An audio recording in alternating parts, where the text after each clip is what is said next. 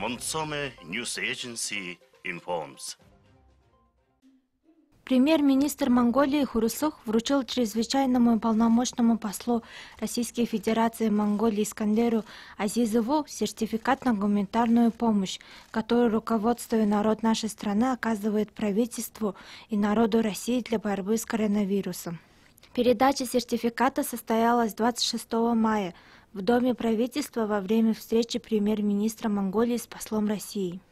В сообщении отмечено, что решение о предоставлении от монгольского народа гуманитарной помощи правительству и народу России для борьбы с пандемией коронавируса было принято на уровне Совета национальной безопасности Монголии.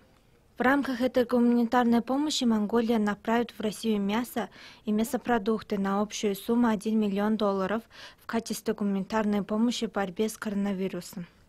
В настоящее время над организацией поставок этой безвозмездной помощи в Россию совместно работают Министерство иностранных дел, Министерство продовольствия, сельского хозяйства и легкой промышленности, Монгольская национальная торговая промышленная палата, Национальное агентство по чрезвычайным ситуациям.